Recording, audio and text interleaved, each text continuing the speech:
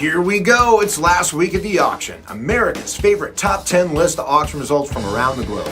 And I'm your host, Josh Levine, back with the latest and greatest from the resale world. It is a fascinating subculture, one I truly love, and I bet you will too, if you don't already. So, if you want to know what stuff is really worth, what to look for, and perhaps hear about some truly strange things that people collect, I gotcha. For many of you, this is like a whole new world. But I tell you, there are auctions going on every day and everywhere. Second-hand buying and resale is hot.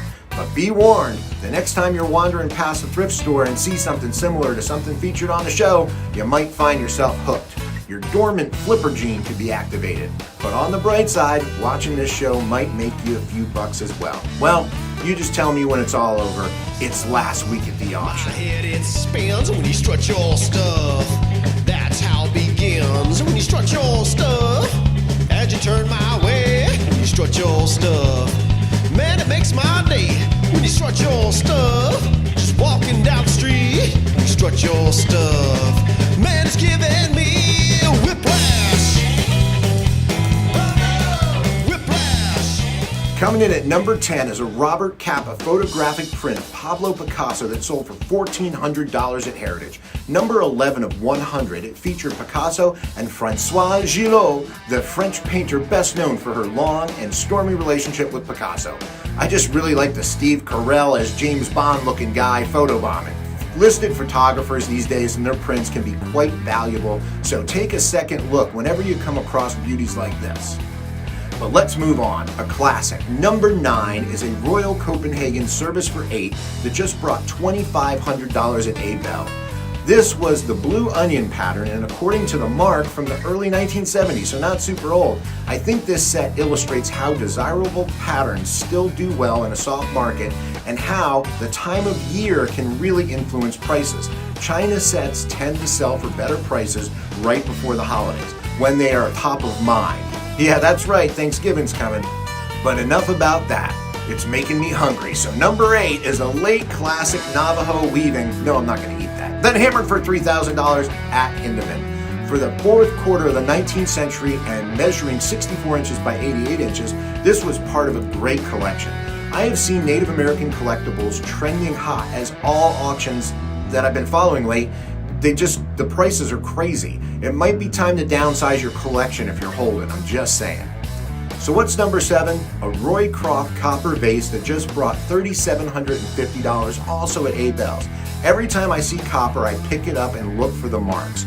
Arts and crafts era copper has been commanding big bucks for several years and showing no signs of the decline. Find some Roycroft at your local thrift store and you will be a happy camper or a copper seller.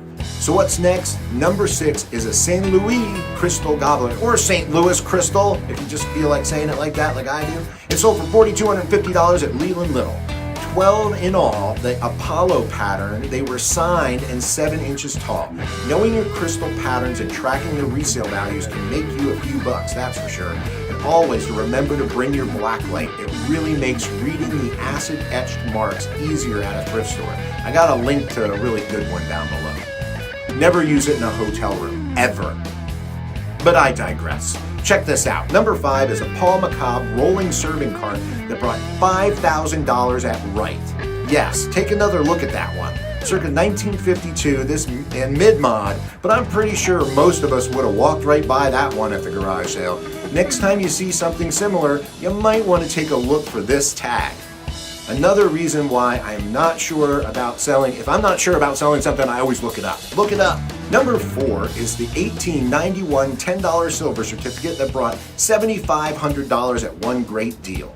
The Tombstone 10 is a fine example of 19th century paper currency and a trend I've been following. It's hot and it really makes sense. I'm just glad to see all the interest. This genre was really underappreciated for years, and it appears that paper has finally caught up to the coinage and collectability. Keep that in mind, and let's check out number 3.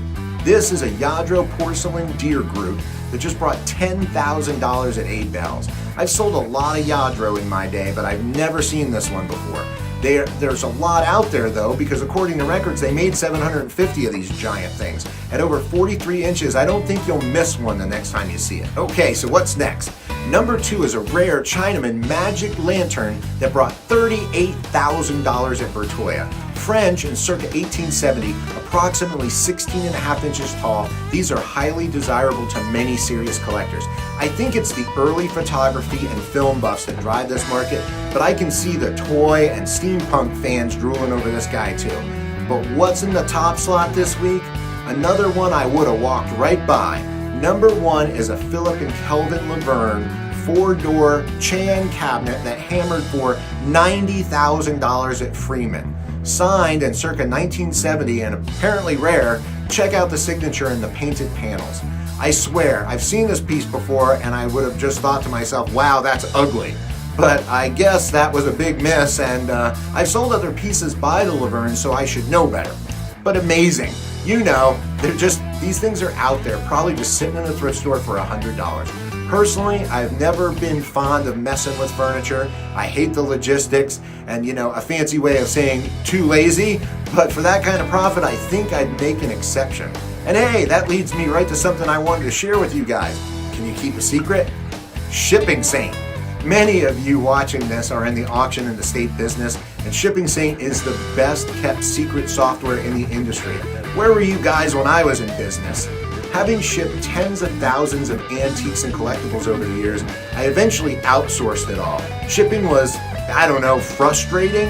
I just wanted to sell. Believe me, I understand your pain. So does Shipping Saint, and that's why they created their amazing platform. They knew shipping could be a profit center and should be a profit center for your business. Instead of an expense and a time suck and a hassle, so you just end up outsourcing the profit for somebody else. Sorry, UPS store. Shipping Saint makes it better for you, your business, and for your customers' experience and so much more. Check out the link below, tell them Josh sent you, and then shower me with praise. I accept thumbs ups, comments, subscribers, shares, and most major gift cards. Dutch Brothers, I already got a bunch of those. Well, we made it. That was last week at the auction. Next week, I'm going to have more for last week at or this week, I think that's right. Until we stream again, my friends.